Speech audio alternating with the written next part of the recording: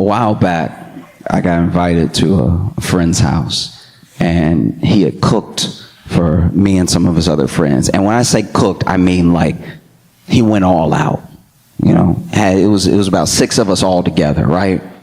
But this is like multi-course, 5 hours of preparation, been cooking all day type thing. So by the time we get there, there's a whole spread across the table. There's stuff that he's pulling out of the oven. And we were touched that our friend wanted to do this for us, right? Took his own money, used the skills that he had to make good food, to have a good experience, have a good meal with us, right? And so, you know, we sit down, and we sort of like half plated already, you know, when we sit down. And as soon as we get ready to eat, I guess he didn't pay his light bill, because as soon as we get ready to leave, the lights go out, right? And we were, when I say we were ready to eat, I'm talking about napkin in and everything, chair all brought up and stuff, and then the lights pop off, right? And then he doesn't mention it at all, right?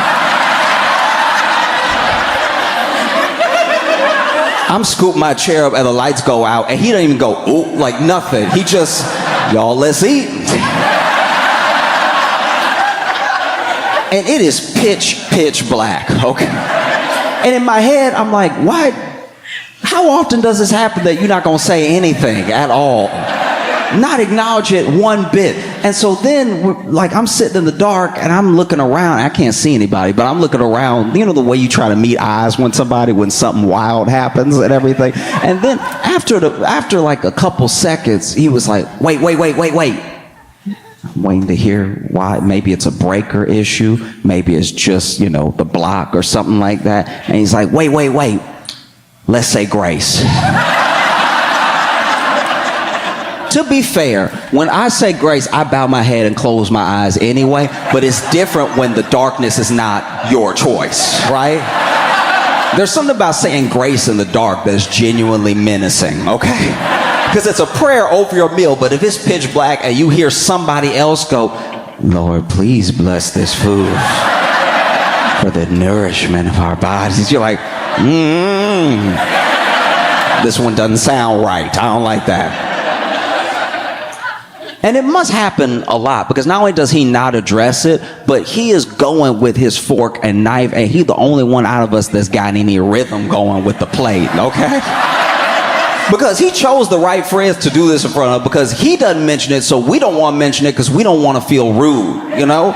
We out here treating broke like a country, like I wouldn't want to offend his culture, you know what I'm saying? Like, if eating in the dark is part of his customs, let's go ahead and acquiesce.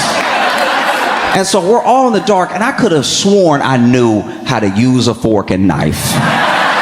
I was positive, because I've been doing it my entire life. But it's not until you're in the dark that you realize, at least me, I have no idea where my mouth is, because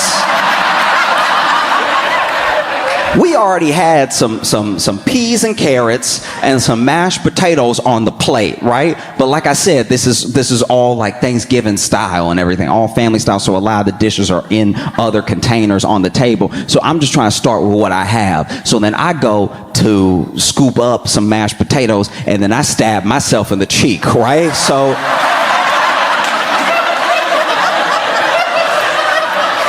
and he had done a good job with the mashed potatoes, because they were nice and buttery, which meant I couldn't tell if I was bleeding or not, because it was just, because I had hit it hard. I got two prongs in the mouth and 2 prongs on the cheek, but I'm like, that got me good. I need to slow down, right? Because you're not really thinking about how fast your hand is moving when you try to eat. So then I'm like, let me go ahead and attack the peas. But the peas, I can't find my spoon, right? So the peas are gonna have to go with this fork, and they are slipping. I'm imagining they're going right off the plate. And so I'm trying to stab for some peas, but everybody can hear me just clinking, just hitting plate, right? And finally I feel a little thunk. That's a carrot. So then I lift up slowly, I bite a carrot. It's hard, because he didn't actually cook everything well, just the mashed potatoes.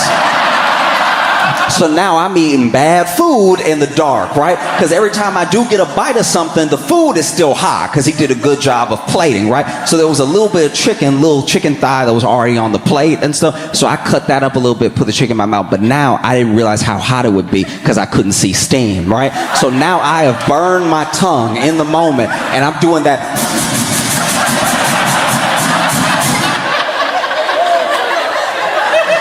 And I'm not the only one, because he is the only one hitting any of this with rhythm. Yeah, I mean, like his fork, you can tell his fork slicing where it's supposed to slice, that he's scooping where he's supposed to scoop and everything. And everybody else, I'm assuming, is just making noise, because there are some, I don't hear any chewing. So I feel like the person next to me was just like,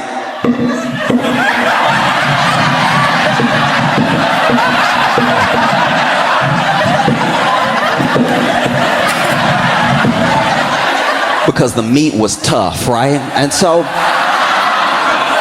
then, like I said, it was like Thanksgiving family style and stuff. So then our host pops up, is like, I forgot some of the cranberry sauce. Let me go up and get it. And for as adept, okay, he gets up, and all we hear is,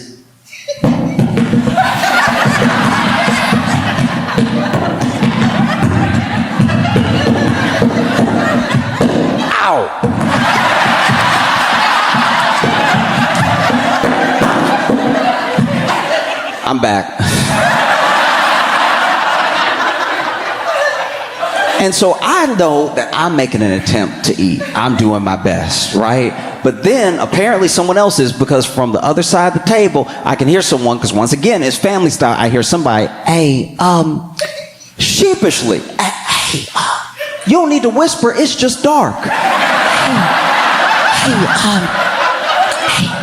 real quick, okay. Sorry. Can somebody pass the green beans?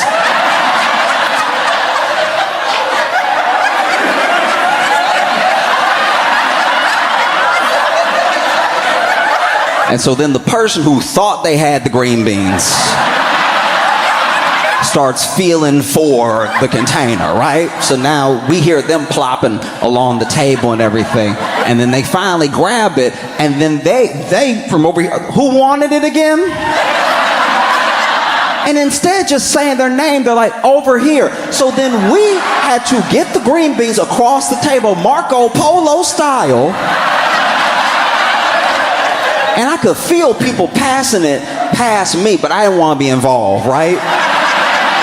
I didn't want to have anything to do with this whatsoever. And so then I can see, no, I can't see anything, but I can tell that the person to my left is trying to reach for it from the person from my right. And so I'm like, I don't need to help, I just need to lean back. But because they can't see, they lean forward and just grab my face. And then they're like, is this it? I'm like, no, it's not. And so I push their hand forward. They actually grab, I'm assuming, the casserole platter. And then I think they dropped it a little bit, because then I feel a hot splash, right? So I get a hot splash, boom, right on the face. And I'm just like, oh.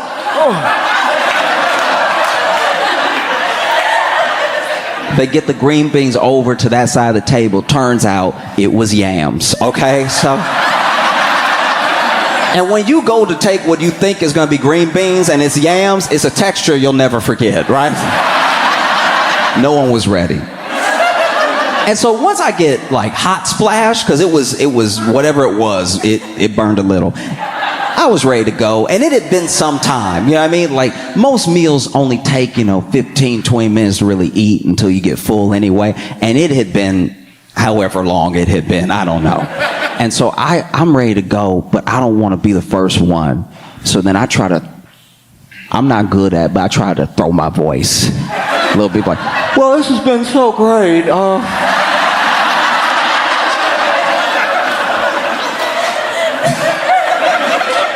And obviously everybody felt the same way, because then as soon as I scoop my chair to get back, everybody else get ready to get up, right? And so we all start getting up, and we thank him for cooking and everything, and then we feel our way for the door. And as soon as we open the door, a bunch of hallway light spills in. I'm like, why didn't we just...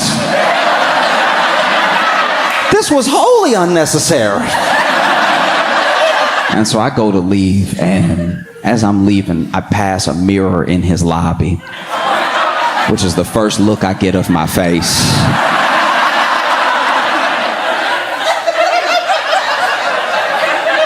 I haven't looked like this after I've eaten since I was a baby, all right? Because I got mashed potatoes here. I knew about those, right? But then I got a little bit of like chicken right here, just a couple of strands of chicken. And then this was gravy. So I got splashed with hot gravy coming down my face. That's why I vet people now. Like now when people offer to have me over and cook, I ask some of their friends, I'm like, hey, have you been over there before? Are they a good cook? Do the lights stay on? Things that you just need to know before you go. You know it's a really, really beautiful thing. Black women are having an incredible summer. This is phenomenal, right? Like just in the Olympics, Lauren Scruggs is the first black woman to win an individual medal in fencing.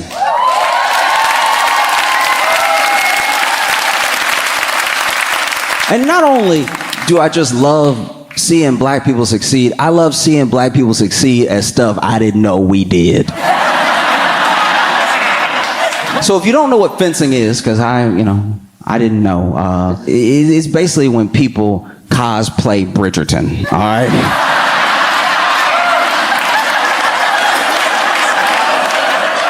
Okay, so it's a mix of stuff. So like, when people go on a padded cell, right?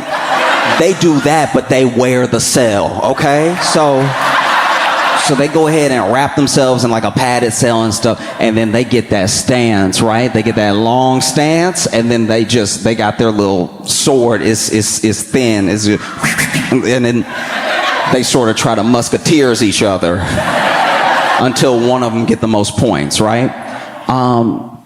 I still haven't figured out why they always do it. To me, it would just make more sense to have it and be like, ah! Like that seems like you really get some points just really coming at somebody, right? And I thought, as I thought about it more and as I learned more about the sport, which I still don't know very much, I thought to myself, man, I probably could have been pretty good at fencing if I had applied myself, because I grew up in the South with black grandma.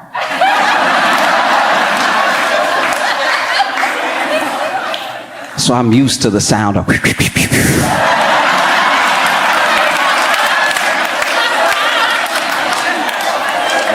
my grandma and I had this thing, right? Like if I was really acting up, if I was bad enough, right?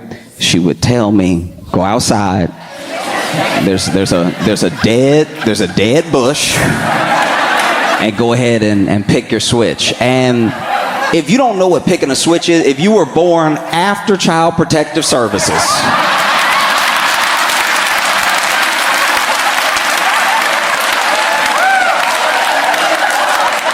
picking your switch was a form, after you've been acting up and go out there and pick your switch, it was a form of psychological torture, because you would get out there and then you trying to pick the switch most likely to break. Because you're like, all right, let me see. I'll let her get 3 good licks in, but then it'll snap, and she'll be like, let bygones be bygones, right? And so you go out there, and I would go out there, I'd be testing them. I'd be like, that one got too much bend to it. Let me get... And so then you bring your switch back to your grandma, and then she go to pop it a couple times, and just out of reflex, you start, whew, whew. It's hot, right? I think if my grandma had whooped me just a few more times, I really could have been a medalist in fencing. Like, I could have been like...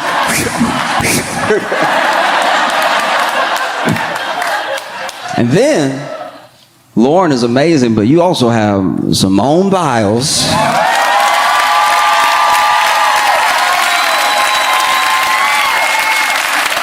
the most decorated gymnast of all time.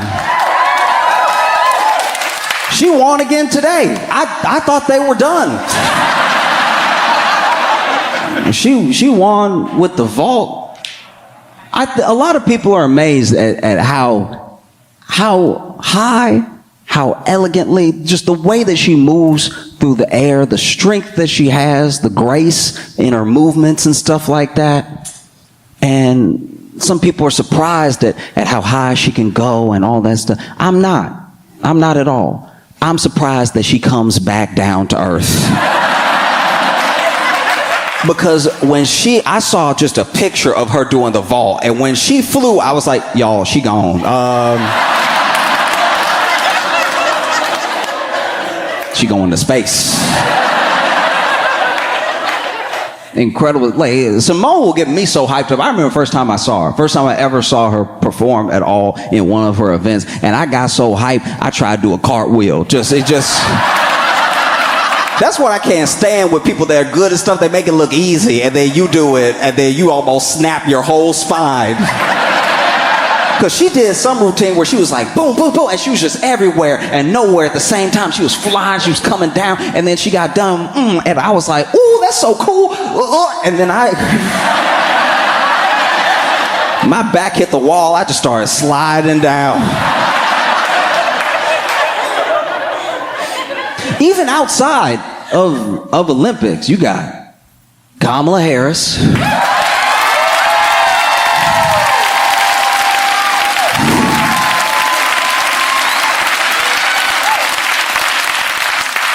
Joe Biden steps aside, Kamala takes up the mantle. She is a presidential candidate and everything. And, you know, when she enters the race, she's actually polling slightly higher than Biden was, right? Really like giving Trump a run for his money to a certain degree. Like she's polling a little bit higher. And then in the time since, she's been polling, ticking up and everything. And there's just been so many instances of like let's say she's on camera or something. This happened a few days ago. She was walking up the stairs already. An improvement, right?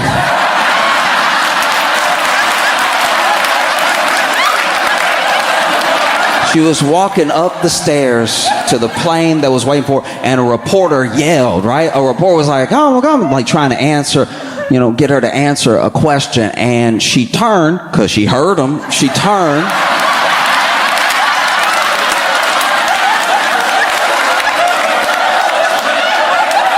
She turned because she heard him, right? And then he's like, have you picked a VP yet? And she went, no, not yet.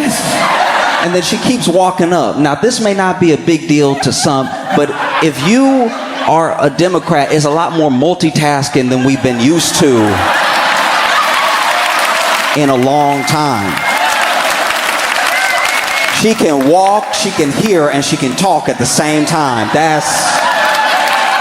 That's wild. I'm not saying it's new, but it's been a minute.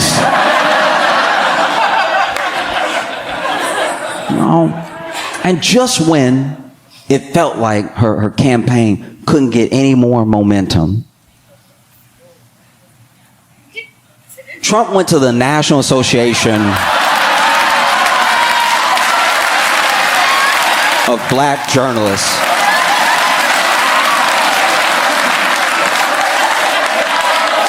and I want to say something real quick, and I really want you to hear me when I say this, all right? For real.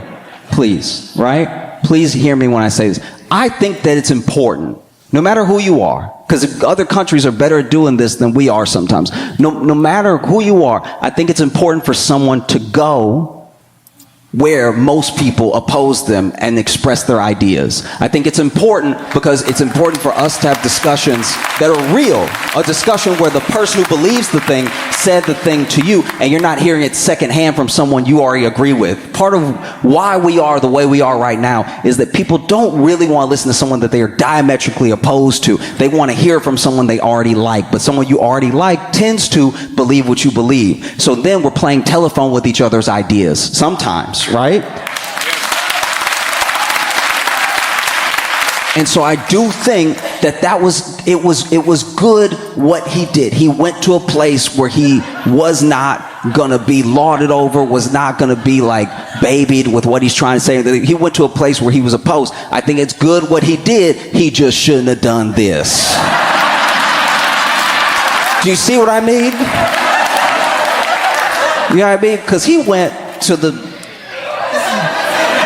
National Association of Black Journalists, and this is my thing. A lot of people didn't really talk about this, but they were opposed within the group if he should come or not. There were some people that were like, we shouldn't platform him. I can't believe y'all are even inviting him. And then there were other people that said, hey, look, this is a presidential candidate. We need to hear out whatever it is he has to say because he could potentially become the president. So you had both those ideas bouncing back off of each other, bumping heads. And then you had me. I was in a very particular camp, which was let him cook.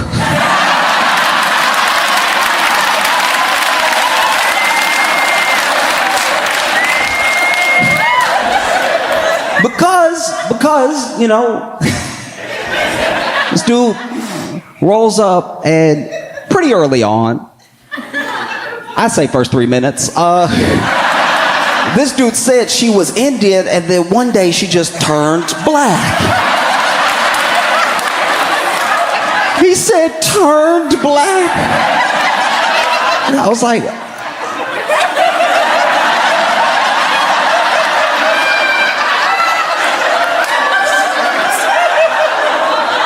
Donnie, what else you got? That's a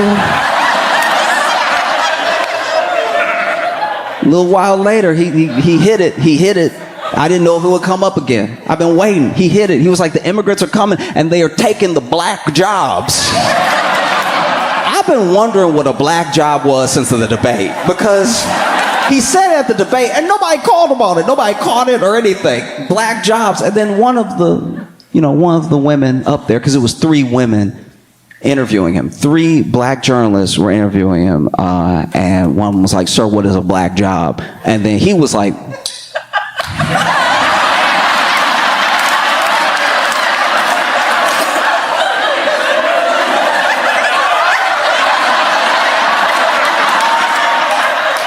a job anybody could have.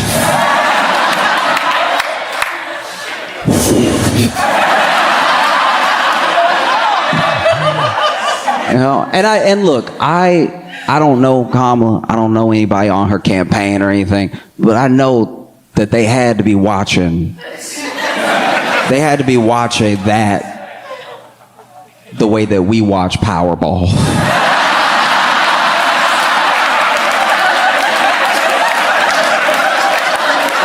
Just sitting there like, say turn black again. Say turn black, say turn black one more time. Please, please, please. Turn black, turn black. I'll be happy with a Negro. Can we get a Negro? Turn black or Negro, please.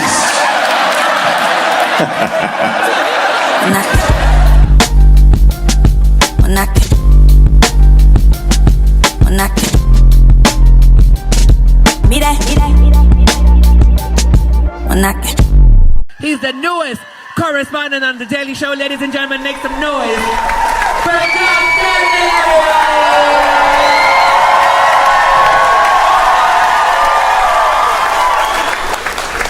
Tell you what, though. I've been reading as much news as I can about it, and there's no way to be fully up to date because it's all still developing. But they really won't let us have or not have TikTok.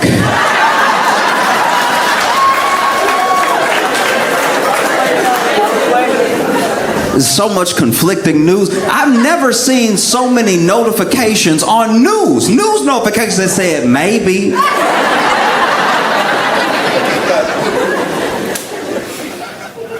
No news is solidified. You know what I mean? Like, is TikTok banned or is it not?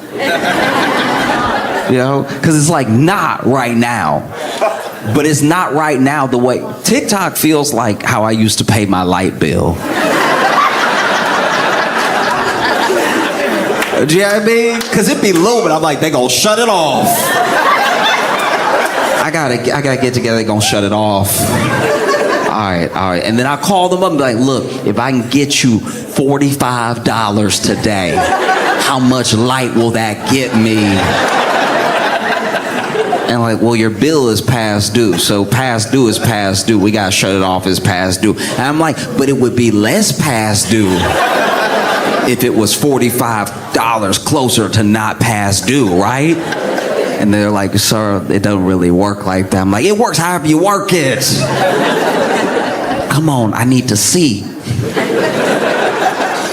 Because there was this looming ban, and then the Biden administration, which is wild. Both, at one point, Trump didn't want TikTok. Trump was like, I'm going to ban TikTok. This is years ago, but he was like, I'm going to ban TikTok.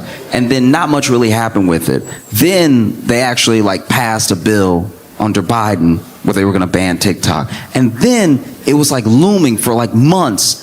And it felt like nobody was really talking about it. Not no one as in absolutely no one, but just like the news and stuff. There were other things to cover. And then it got close. And then it got to yesterday. And it was gone. And it was gone early. It was supposed to be this morning that they cut it off. And then last night they were like, let's be safe. And they shut it off. But when they shut it off, I was like, I don't know if they really needed to do we had 4 more hours. I was looking at the way I look at my light bill. Like if they had cut off my light early, I'd be like, just because I don't have the money doesn't mean you got to take. Now you owe me 4 hours of light. That's 4 hours where I better see at night. We have so little faith in our government actioning anything that we were like, nah, it's probably not gonna get banned. Like they said that, but they say stuff. That's what they do. They just be talking all the time. You ever watch C-SPAN? That's just them talking. And then they talk and they talk, and then they're like, no, we promise you'll have health care eventually. And then we're like, well, it still hurt and it's infected now. So I guarantee you they're not gonna ban it because I've been sick. Been sick, and they said they were going to help me, and they still working on helping me. So there's no way they could do one thing before the other. They got to help me with my sickness before they ban the app. Oh no, they did it. Okay, wow.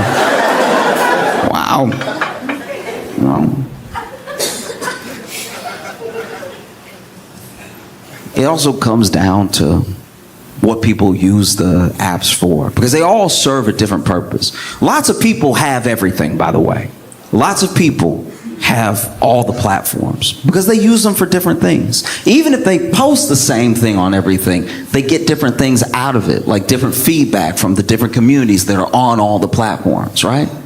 Because every platform has a different function. You go like Facebook. Facebook is like general life updates, but in like a major way. It's when paragraphs worth of stuff has happened to you. And there's pictures too, but the pictures usually go along. Usually it's like somebody quit their job, so they post a picture of a sunset, and then they just talk about everything their job ever did wrong to anybody. Really air out the whole job in the post. Twitter is mostly for when you hate something. You mostly bring what you hate to Twitter to get other people mad about it. I've had good days, and then I accidentally opened Twitter, and I got mad about a whole host of things that I've never thought I would be mad. I didn't even know it existed until I read about it on Twitter. I don't even know if it's real. It could be a lie, but I'm very angry. It's so bad on Twitter that Elon Musk was like, we gotta start being more positive, y'all. The richest, trolliest troll of all time was getting lit up so hard. He was like, y'all, kindness is the way, though. Not like the more I live, the longer I live, the more I can tell that like positivity, that's the stuff. Instagram is in an interesting place right now. I'm sure everybody has a different algorithm, but Instagram been a lot more butts lately for me, and all I really do is like look up pictures of Shiba Inus, and so I don't know where they're getting Shiba Inu and then just ass from that. But we are where we are. You know, Reddit is a huge platform that doesn't get enough credit for being like in the top 5 of like used platforms. You know? And on Reddit, that's where the secrets come out. You find out stuff on Reddit you didn't think was humanly possible. People will tell you stuff on Reddit that either happened to them or that they did, where you wish that there was. You know how people said for a long time Facebook wouldn't do anything about it. For a long time, everyone was using Facebook. So this was talking about like when I was in like high school, college, everybody was using Facebook, and they were like, why can you only like stuff? You should be able to dislike stuff. You should be able to, and they finally added all the emoji icons for the different reactions to a post. On Reddit, when I'm reading sometimes, I deeply wish that there was just a police icon, just so I could be like, all right, that is jail. That's jail. Because the amount of jail-worthy things that get admitted on Reddit is truly astounding. The level of honesty coming out would make a detective shudder. Sometimes a detective is in the room hearing somebody's confession, and all the detective posts under it in the thread is, that's crazy. Like, this is your job, sir. There are bodies to find.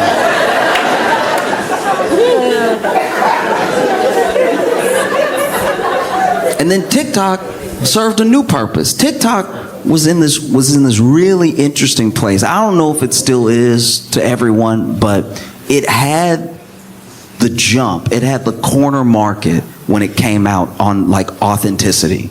Yes. You could blow up on TikTok by being yourself. There was no like algorithmic thing that you had to figure out. Some people went that route. Some people were like, oh, you know, you have to have a flash on your video in the first 2.5 seconds. That'll make people blink, and before they know it, they've been watching for 10 minutes. Like, there were all these posts about how to get people on your page and keep them there and get followers, stuff like that. But mostly what people were won over with and how followings grew was people just being themselves. In fact, people on TikTok didn't like a polished look. That was like a real separation from the rest of social, because everything else, whether it was YouTube, Instagram, Facebook, even Reddit, when videos were posted to a degree, people really got into the production quality, because for so long all we had was Hollywood.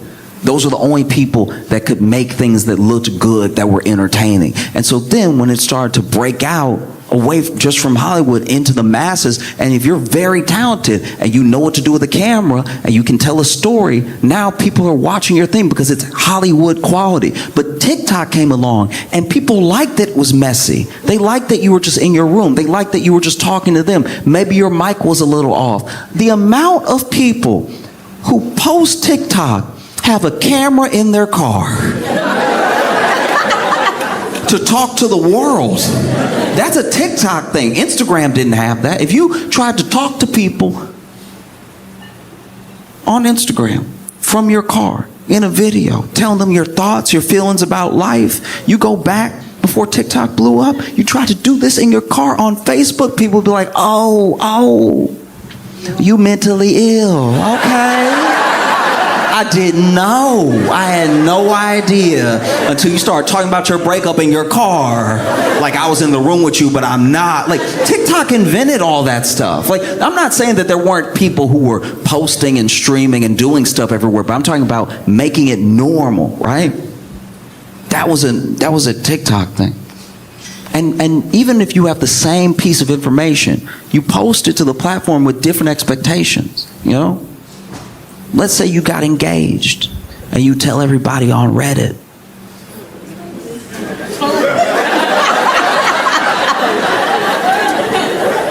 Not everyone, but a lot of people on Reddit, when you post your engagement photo, for some reason they'll rip you apart. For some reason They'll really come for you like, why you so tall? Of course, another Chad gets a girl. I mean, because people on Reddit, they can be incredible and they can be ruthless. Like any app, all of them. But Reddit, people have a special talent for getting in those feelings, you know what I mean? Like, you'll just post a picture of your hand with the finger, with the engagement ring on it. Why your finger's so fat? I'm surprised you got it on. You're going to have to leave it on for the rest of your life. It's never coming off now. I hope he the one, because that ring never slipping off. You could have all the butter in the world, okay? You post your engagement to Twitter. Good luck. They may not rip you apart, but you may be served with like an entire essay about how marriage was actually this form of slavery that's been used by the patriarchy since the beginning of time, but really in feudalism to control women and stop them from finding any joy or autonomy of their own. And every time they try to break away from this sort of structure, they get beat back down by other women, actually, with the expectation that they're going to build a nuclear family, because without them, the country will fall into shambles and it'll all be their fault. I mean, everything is a woman's fault when you think about it, but for the most part, this one thing will be their fault because it's them actually doing it, you know what I mean? And then you'll get to the bottom and be like, I regret posting.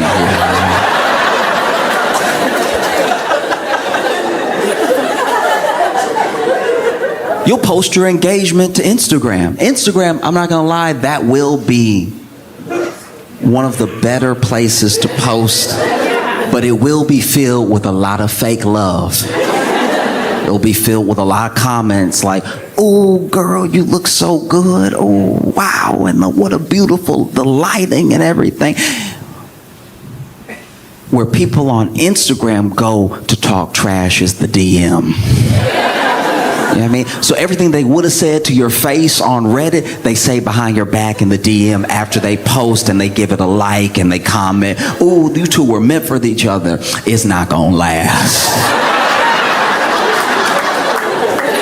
Post is here, DM is here, and people going back and forth. They'll start a whole thread under you. They'll start a whole thread under your post about how perfect y'all are for each other. I remember the first day that y'all met. It was so sweet, and he asked if he could buy you a drink. He's a total creep. I always knew he was a creep. At least she got him off the streets. It's just wonderful that your love has lasted so long. Y'all have been together for 4 years. That's incredible. What a beautiful relationship. I'm surprised it took him this long. Yeah. One time, I had a friend get engaged, and sure enough, they posted to Instagram. The whole thing was going down. It was all happening, right? It was all happening. All the love, all the likes, all the you know, like when the emoji is the yellow emoji, but the eyes are hearts and the mouth is way too wide. You know what I'm talking about? And it was all of that. And then a thread got started with these two friends just gushing over the pictures and how they looked and how cute it was because he brought the dog. And then it was like him and the dog were proposing, like, be part of our family. It was so sweet. And then at the very bottom, they must have mistaken the post for the DM, because the very bottom, one of the friends was like, bitch.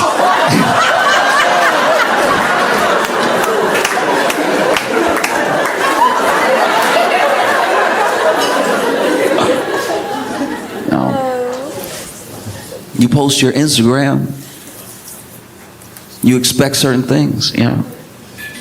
You post your engagement to TikTok, anything could happen.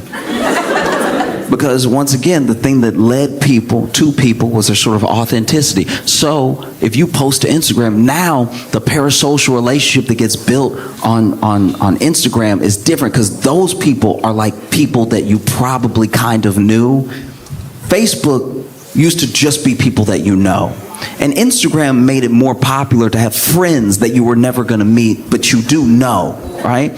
TikTok now has completely lost that sort of connection, but there is a parasocial relationship from the amount of time someone has been following you. So you post your engagement to TikTok, and people are either over the moon for you, or they're like, why am I seeing this?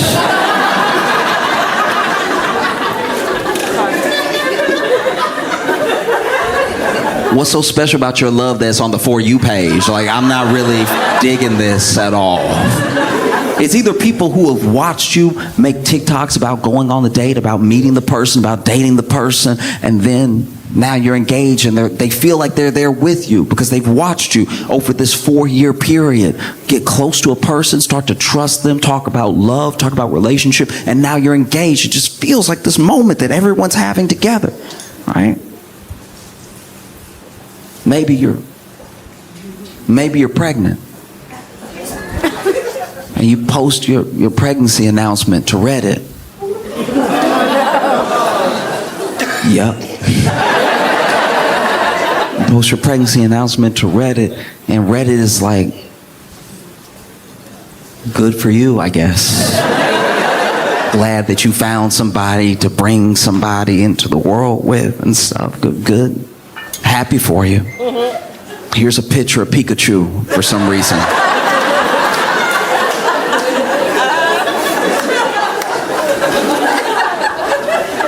You post your pregnancy announcement to X.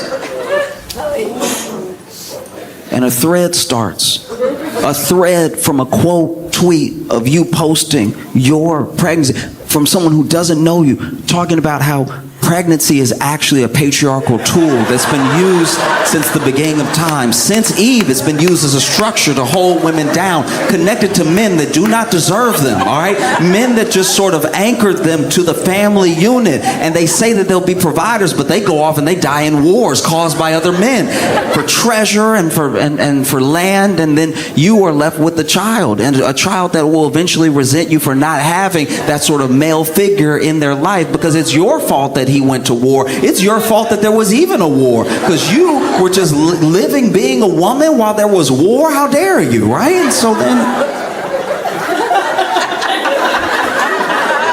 people start arguing in the thing. People you don't know, by the way. You don't know these people at all, but now they're arguing about the merits of pregnancy. And then it turns into this weird thing about if you should breastfeed or use formula. And then everybody's like kind of attacking each other on that. And people are saying some really out of pocket things. And you don't really know who these people are because they have like avatars of anime.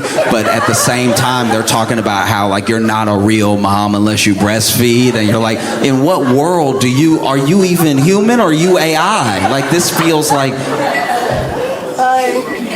the CIA or something. It's crazy. And post your pregnancy to Instagram. Get ready. Get ready for the overwhelming amount of fake love and bad advice.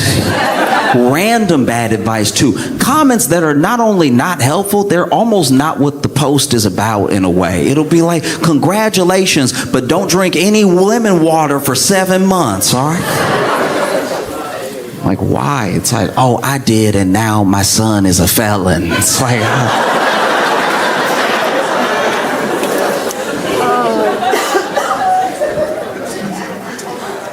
you post your pregnancy to Facebook.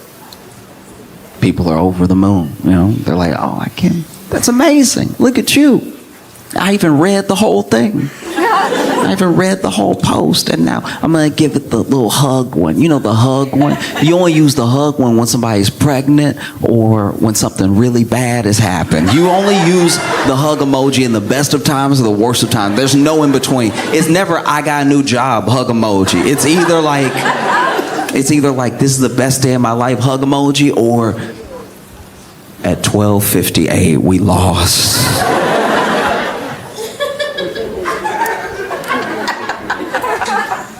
You post your pregnancy announcement to TikTok. It's going to be wild. It's going to be wild because while you're posting to TikTok in the announcement that you're pregnant, yeah, you might have followers that are excited for you, but you stub your toe.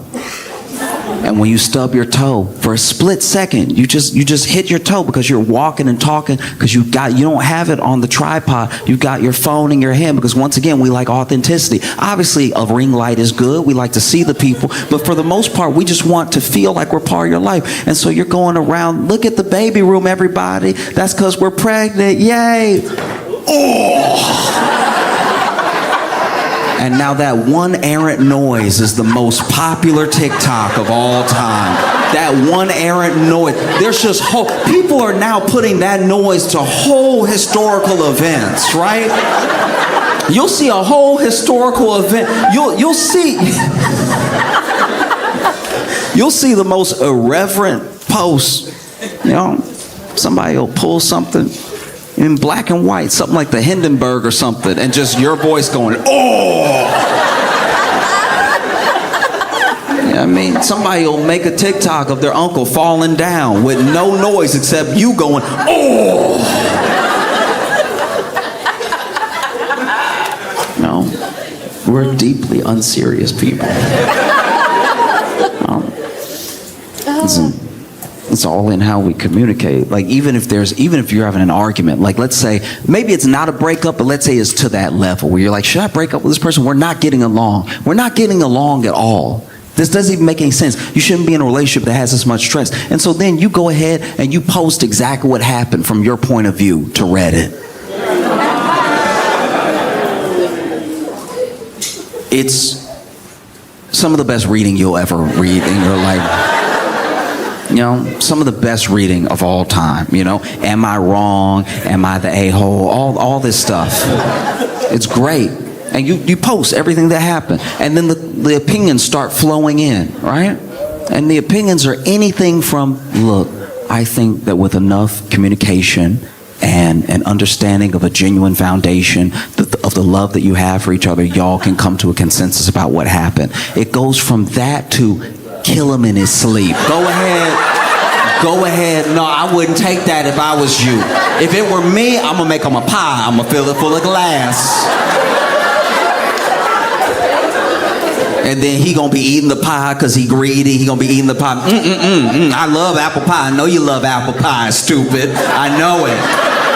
And he gonna be eating the apple glass pie, and then all of a sudden he gonna be like, yo, my stomach hurt. And then he gonna reach for his phone. I'm gonna grab the phone and use the phone to record him while he on the ground. Ooh, my stomach hurt. Oh. And I'm gonna ask him, was it worth it? Do you feel right now? And then I might call the ambulance, I might not. Let me see how I feel when I do it. People will admit to whole crimes they're willing to commit based off of things that other people said when they just simply asked the question, am I wrong? You said, hey, am I wrong? I don't want to go to another one of my spouse's office parties, and they threw a big tantrum about it. Am I wrong? And then someone on Reddit was like, no, you're not wrong. In fact, you should kill them right now. Kill them before they can even go to work again. And then a detective in the chat room, in the thread, is like, that's crazy. I wouldn't do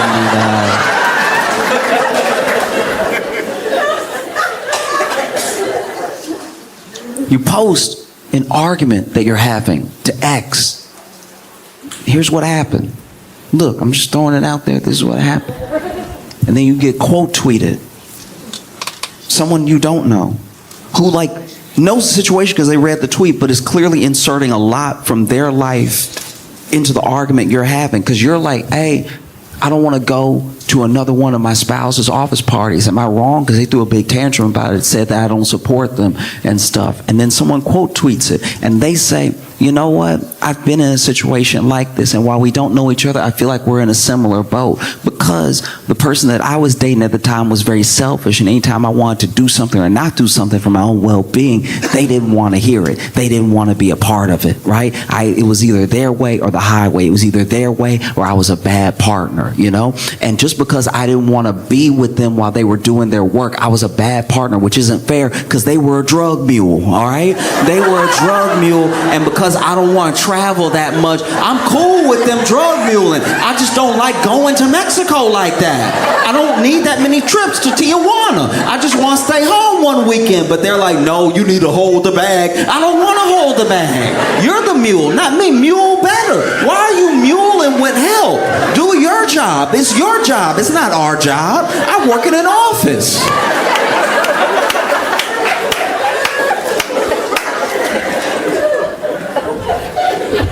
You post the argument that you're having to Instagram. And it's kind of hard because it's it just doesn't really fit in that way. Like it's hard to be like, here's a picture of us arguing. Y'all go ahead and argue about it amongst yourselves, or you could even tell a story. You could try to tell a story about what happened, but people on Instagram just don't really engage like that sometimes. Like, obviously there's arguments on Instagram and people can go back and forth in the comments and stuff, but as far as like being with you throughout the story of the argument and swiping enough times to see the whole argument, it's probably not going to happen. You know what I mean? You post the argument that you're having to Facebook, and you do get a lot of opinions, but they're mostly emojis. They're mostly like, I'm sorry you're going through that, huh? You know? Or, I can't believe them, angry face. You know? Or worse, you just get a like. I don't even know what that means. I don't know whose side are you on. I'm telling you, I'm asking for help, but you hit me with a like. That honestly, in text and on Facebook, is some of the most disrespect that you can do when somebody really needs help, when they really need something, and you hit them with a... Just say you don't care. Please, you didn't even care enough to type out, I don't care. You hit them with a... Y'all, I don't know, I'm in negotiations right now for a job, and they said that I should set my asking price, you know, for my salary, and I've never done that before. And I looked up the normal, like, market salary for the job that I'm doing, and it's a little high from what they advertise, but it's entry level, so I don't know if I should try to bump them up and let them bring me back down, or if I give them a price that's too high, that they'll just not call me back, you know?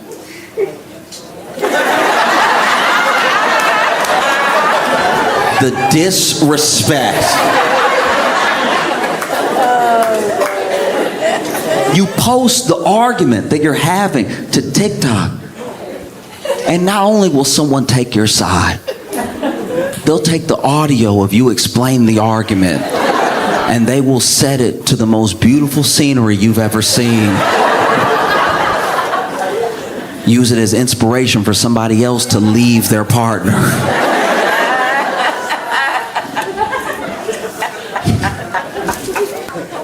And they turned it back on this morning. It was gone for all of whatever. 12 hours some places. I feel bad for Canadians, because apparently it got shut off for some Canadians too, and they were like, what did we do?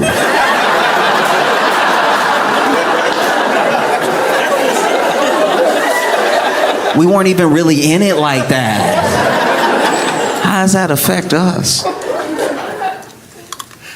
And then, you know, had a message this morning. They were like, oh, we're going to reinstate TikTok. And it's off of goodwill. It's off the faith that an executive order is coming on Monday from Trump that would extend the lifespan before a ban, right? But nothing has really changed, because the whole thing that they said was that as long as ByteDance maintains, like, ownership, or as long as it's Chinese owned, we can't have that. Only we can spy on us.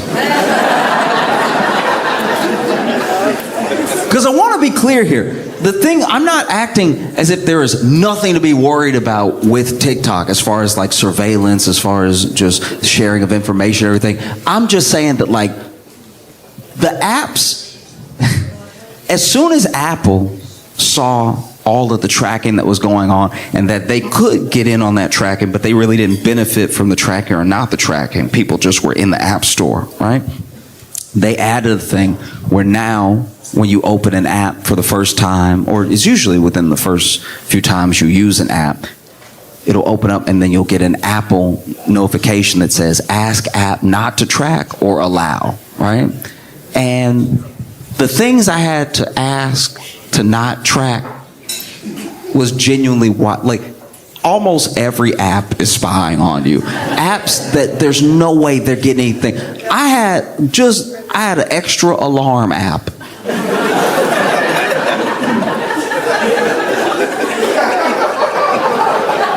The phone already come with an alarm, and I got an extra alarm because I didn't really like the alarm that the phone came with. So I was like, let me download this alarm. And then it popped up on my phone, ask app not to track. I'm like, track what? I'm asleep. Like, who you gonna tell that I'm asleep? Can you imagine just sharing the data just every day? Every day he wake up at 8 o'clock. Do with that what you will. You know? Because honestly, that's how I feel about data. It's like everyone is stealing it or tracking it, and we as individuals have not fully embraced the importance of it. Like the importance of that privacy, because we don't really know what it's like, because we were already spying on us. So we don't know what it's like to go from like no privacy to no privacy. And by what entity and how that affects us. You know, there's certain stuff that I'm sure is going to lead to something really horrible. They're going to track enough habits, and then they'll be able to target you with something you can't help but buy. That's usually the goal of it, is to like sell you another thing down the line, right? Nobody's really trying to get to me like that.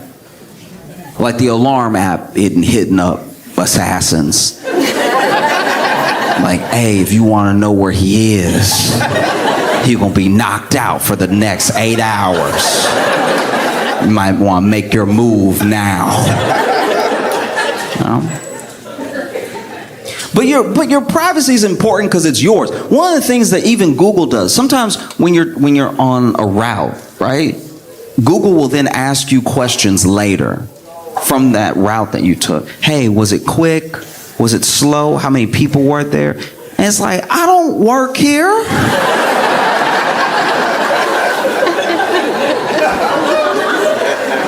Do you know what I mean? Like, this isn't you weren't with me. You just put it in blue and I followed it. We don't have a relationship like that. How long did it take? Did it take the time that we said, or did it take 5 extra minutes? And it's like, stop trying to get me to help you with your homework. That's all it is. If they want you to do that for them, they should genuinely do something for you. You know, like I know the Maps app comes with the phone, but they should do something extra. You know, Google should do you a solid if they're going to get you to be doing them favors. You can't just glean all this stuff off of people and then give them nothing in return, right? Because then they don't even give you credit. They change the route. The next person that's going where you were going from where you were, they tell them, like, it's actually going to take 40 minutes, not 35. And they don't say, that's courtesy of Curtis. Curtis, the one, let us know how long it was actually going to take. We were over here just kind of guessing, and then Curtis was like, it took me 40. So now we said 40 to be safe, so you won't be mad at us and we'll look better, right? They don't do that. They're just like, 40 minutes, and I bet you were right. And I don't know. I don't know if it's good or not at all as far as like TikTok goes. People are genuinely addicted to TikTok, but they're addicted to a lot of things. But people are so addicted to TikTok that it made me change my mindset around some addictions, right? Because people will say the kids are addicted to TikTok and they're doing all this bad stuff and they're losing their minds when they can't be on their phone. But then you see, when the ban was looming, the people who were really like chronically on TikTok and were worried about the ban, they started downloading other apps. Apps that were more Chinese.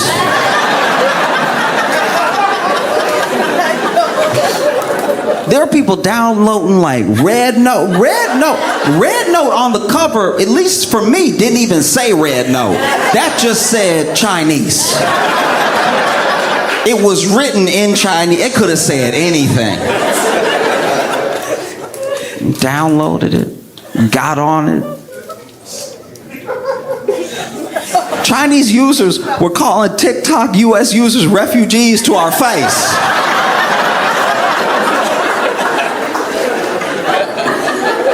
And they weren't even being like hella rude. They weren't even clowning us that hard. They were just like, I know you don't have anywhere to go. So let this be a new home for you, okay? We embrace you.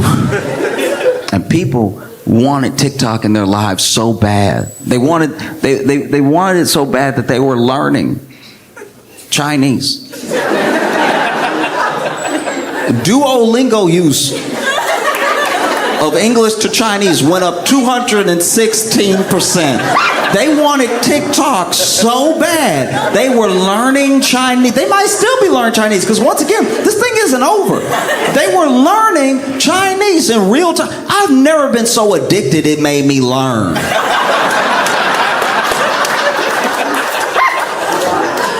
Do you know what I mean? You know what no one has ever treated like crack? School, okay? No one has ever been outside their schoolhouse early. Just, I gotta get in, baby.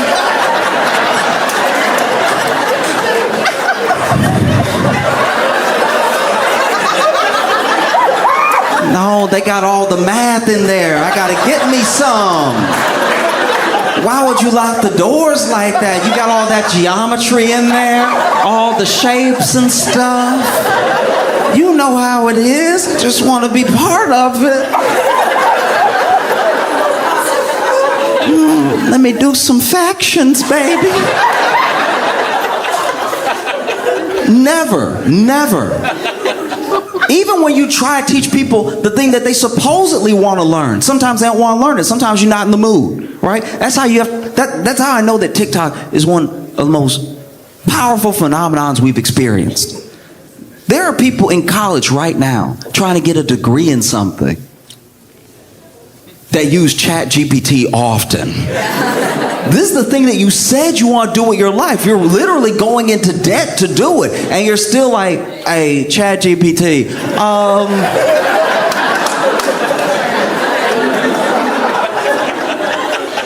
what's a kidney?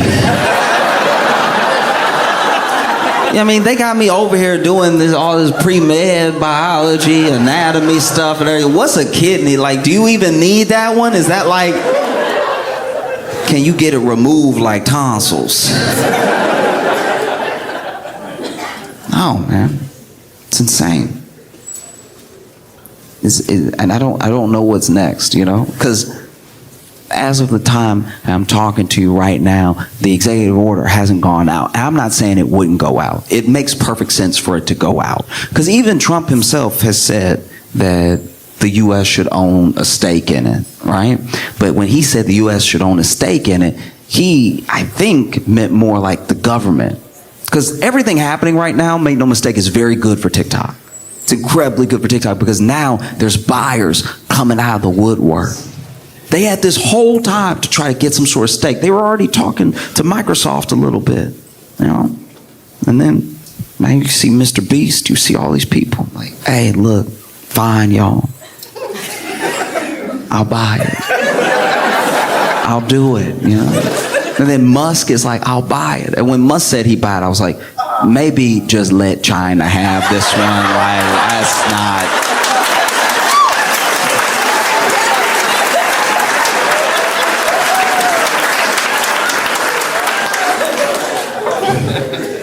I can't imagine Musk trying to run Twitter and TikTok, because with Twitter, he ruined Twitter, and I'm not saying this as some bleeding heart liberal or something like that. Oh, Twitter's not what it used to be. He literally called it X, which nobody liked. I don't know anybody that was like, X? Oh yeah, that's badass, dog. Yeah, because then when you tweet, you'll X. So then you could X somebody out. Like you could just be cursing them out on your tweets and you Xing them. I love that. Said nobody.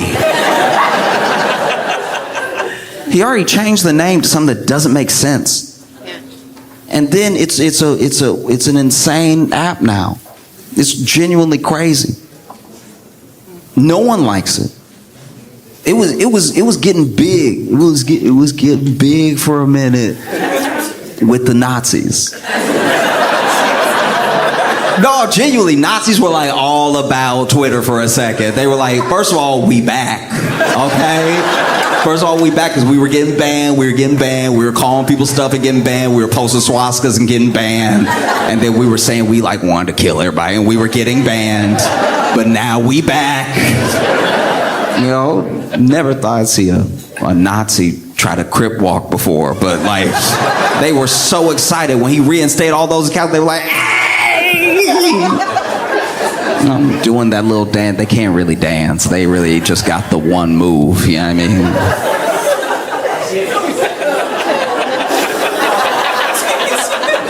Okay.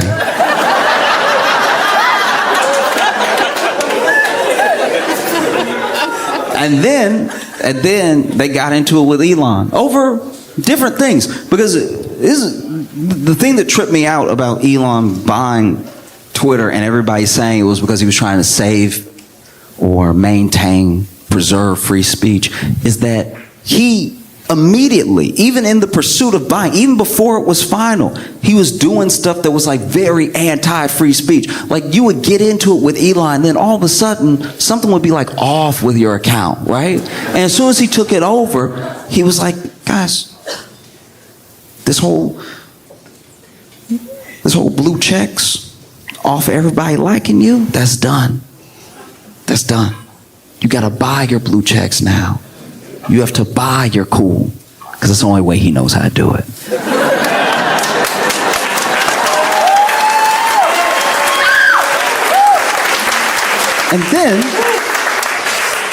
And then this dude made this weird check system which nobody understood. They just knew if you paid like $9 a month or whatever, people would actually see what you tweeted. And everybody was calling it tweet still.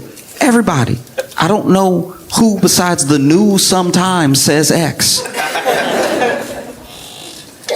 And then he offers, hey, I'll buy this one too. If Elon had bought TikTok, I think it would have fundamentally destroyed communication. I feel like, yeah. And look, it may still happen. There may still come a day where, he buys TikTok, calls it X squared.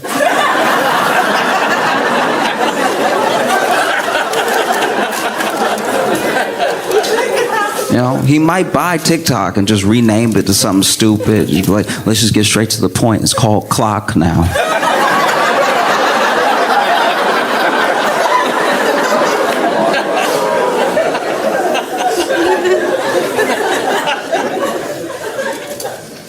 I mean, who knows? We really are in this holding pattern. It's a holding pattern that is deeply frustrating, and it's like one of the most symbolic ways that government can get in the way, because both Trump and Biden have said, I want a TikTok ban at one point, and then both Trump and Biden have tried to not enforce the thing that they said that they wanted. Because even with Biden, it got down to last 5 days of his presidency, and he was like, you know what, I'm gonna do y'all a solid. I'm not even gonna force the ban. I'm gonna kick it over to Trump, let him see what he wants to do, right? As if that was a move. And then the Supreme Court got involved. The Supreme Court, they didn't just uphold the ban, they were like, and you better shut down. I was like, who are these nerds? I didn't even know the Supreme Court could do it. Like, I knew that they could uphold the ban. Like, I knew legally they could say something. I didn't know they could make anybody do anything.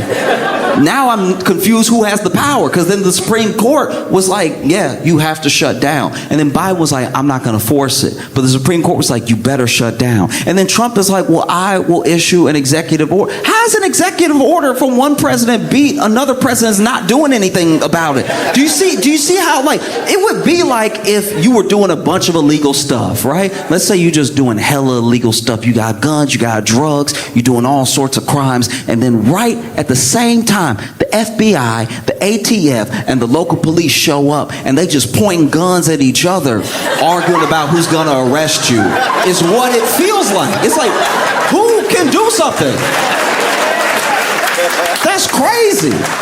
You sitting there, everybody got an AR-15 or a Glock, and you're like, look, I'll go with whoever, but just tell me before I move.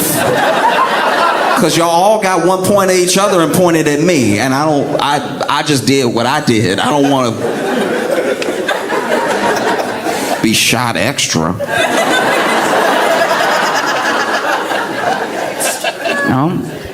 And that's the thing. That's how it keeps you. That's how it keeps you ready to lose your mind, because you just want some form of clarity, you know. And this is all, sadly, all of this is happening because the thing that TikTok gave people by existing as an app and allowing people to be on it was just community. That's all it is. People aren't necessarily just addicted to TikTok because they figured out an algorithm that was like very pleasing to the eye, or because videos are very short, or there's like earworm music that you can love to listen to over and over again, or it gets stuck in your head. Genuinely, the thing that addicted people to TikTok was community. It was like, oh, I've always been weird, and now I met weirdos like me. You'll get addicted to that. It's kind of that thing. Getting addicted to community is not necessarily a bad thing. It's kind of what having a family is like. You know? But we're so genuinely fractured in how we move that it's easier to build community and relationship with people that are distant from you online than it is like right here. Like, you ever tried to make a friend in real time?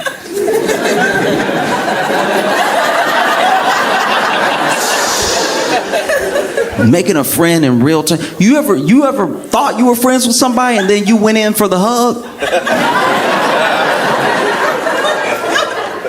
Getting a hug rejected is way worse than getting a kiss rejected. Like, a kiss is just like, okay, we're at a level, I thought something was happening that wasn't happening. You know what I mean? And the kiss getting rejected is very subtle because you can lean in, they can be like, what are you doing, right? Getting a hug rejected is a whole dodge. That's a whole Heisman right there. You ever go to hug somebody you think is your friend? I think I'm friends with people way too fast. So you ever go to hug somebody you think is your friend and then you get a hand in the chest? It's like, whoa, what you doing, buddy? What's the plan here? I've tried to hug people before that look like they would rather me rob them.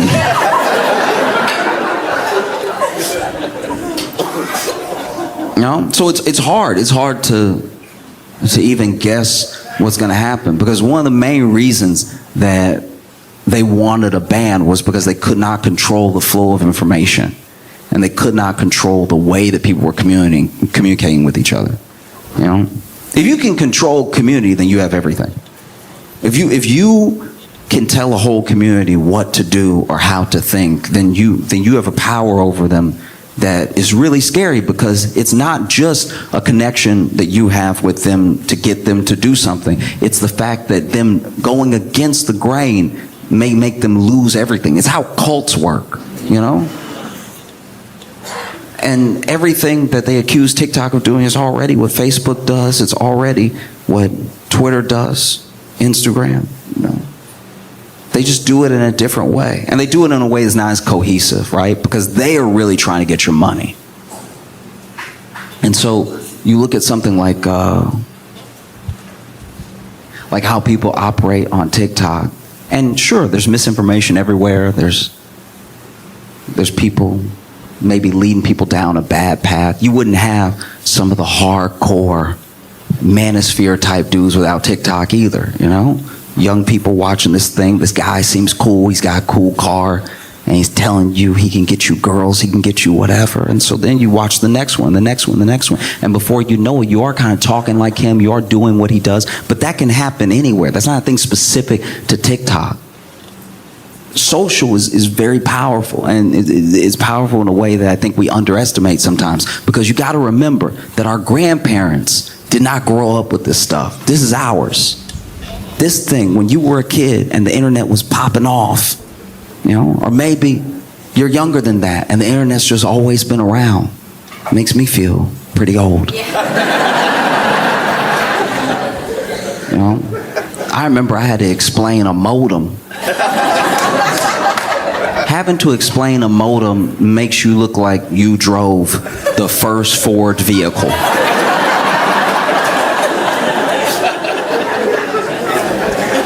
Like, I had to explain the modem, not just like, I had to explain that like a modem and a router used to be different. And And they used to have to put one here and put one here. It was a different thing. And then they combined it one day, and y'all spoiled because now all of it in one. When you buy the internet, when they send you internet to your house, it made me talk old. Just like I got so caught up in like the fact that they were born in like 2003 that I was like, no, see, you spoiled, because when they send that internet to your house, when you plug in them internets, you just get it right away. We didn't always get it. We had to troubleshoot it. We had to be like, now the router say I got internet, but the modem say I don't. So then let these two battle it out real quick. You know, sometimes you got a modem in and the modem didn't even work. You be getting mad. You shaking the modem. Because our grandparents didn't grow up with this sort of thing, but they are just, look, Facebook is their TikTok. Every generation of people has a TikTok is TikTok for the young people. A little bit older, Instagram is our TikTok. And then Facebook is TikTok. You want to know how I know it's their TikTok? Because the things that they pull off of Facebook, the things they say to me that they saw on Facebook, I've never heard in the history of my life. I remember when TikTok came out and I was like, damn, everybody 18 and younger can just dance now. That's crazy. Everywhere I do, you would see people making TikToks out in the world just in a parking lot like...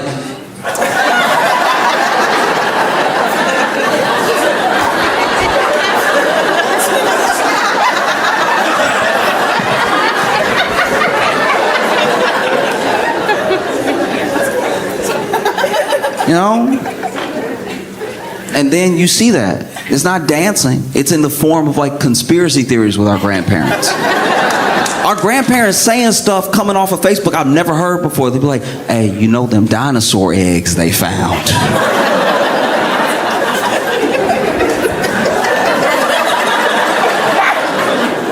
What? Them dinosaur eggs they found.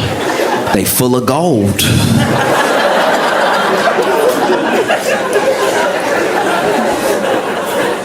My boy was talking. Straight up. He was talking to his granddad. His granddad had been going down this thread of conversation. Had joined this community on Facebook, and his granddad genuinely explained to him what was happening that nobody was talking about right now. Really went into lots of detail and stuff, and what his granddad thought was actually happening in the current moment was just the plot of the movie The Mummy.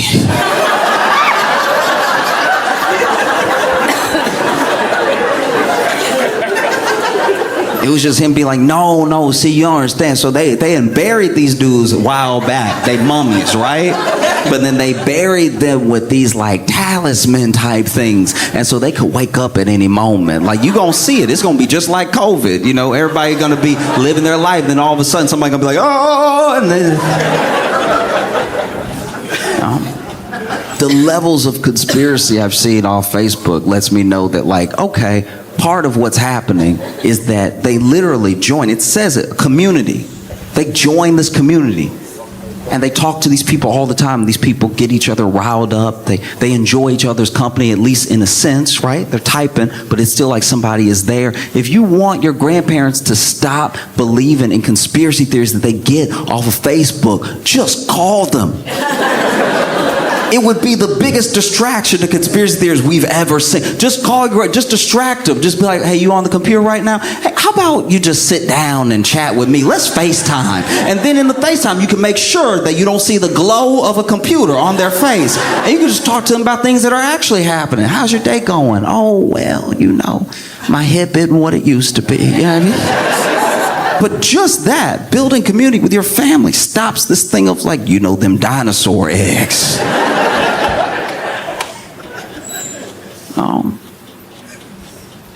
I don't know. I don't know if it's good or bad anymore.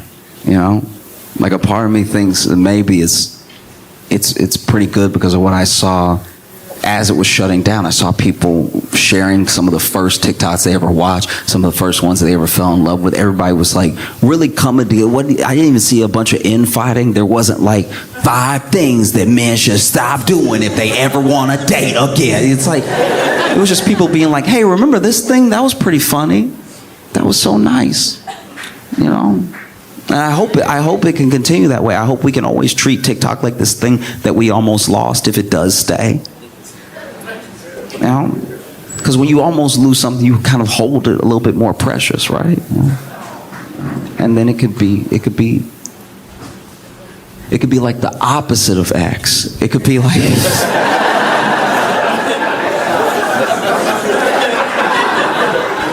but the main thing that people got so rabid over with TikTok was just connection. You're in a community now. You know, you're a community of people. These people get you. These people are either going through what you're going through, or they at least understand what you're going through. So there's a shared language that I don't have to break down what I'm like to every single person all the time. You know? And then to lose that, yeah, it might make you learn Chinese.